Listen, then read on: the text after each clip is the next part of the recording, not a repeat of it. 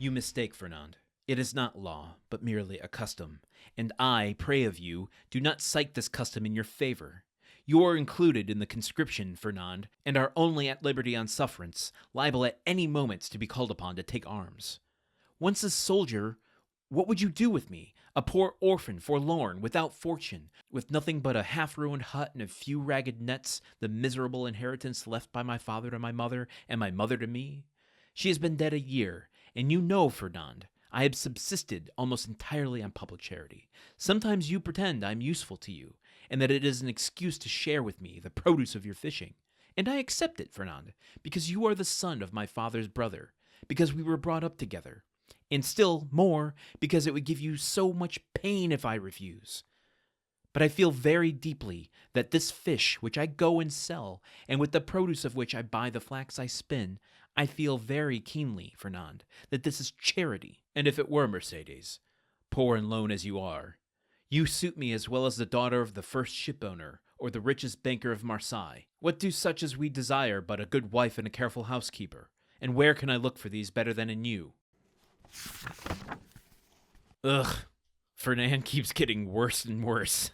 I take back what I said yesterday about him being a simp. He's more of a trad dude who just wants a trad wife, and that's gross. And Mercédès is like clearly the opposite of that, dude. Why are you pursuing her? What a dang old idiot he is. But we learned that Fernand is the cousin that Catalan had mentioned to Dante before. Again, we'll set aside for which the time it was written. But let's take what Mercédès is saying about herself here, or just the general situation between her and Fernand, because I think it's important for her character and her placement in life. So let's just break this down. Here's the deets that she kind of gives in that tirade. She's an orphan. Her mom died last year. Her dad died TBD before that. She doesn't have any money. Because Fernand is related to her and that he claims that he loves her, he offers her his produce, his fish. He's a fisherman. She accepts this because she knows that if she refuses, he's going to be butthurt about it. However, the fish that he gives her is crucial because she sells it. I'm curious how Fernand maybe feels about that. To buy the materials she needs to spin. I presume maybe she makes fabric? I'm not sure. Anyhow, because she is, in essence, an orphan, she feels like this is just charity on his part.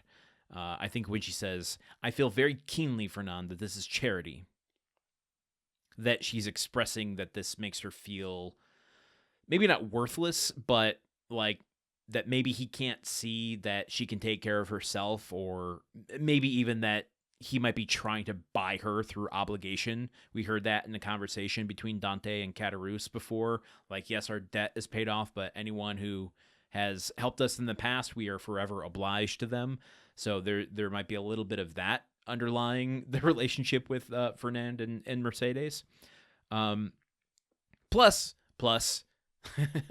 Mercédès just coming out there with like, marrying outside the Catalans is not a law, but it's a custom, and I don't have to follow it if I don't want to. So, good on her. What a strong character she's shaping up to be. I think I like Mercédès a lot. Let's find out more about her tomorrow as we continue with Chapter 3 of The Count of Monte Cristo. Until then, goodbye! The Countdown of Monte Cristo is part of the Gruntwork Podcast Network. This show is produced, edited, and hosted by Landon Solano. The original text of The Count of Monte Cristo by Alexander Dumas. Theme song by Magic Solo.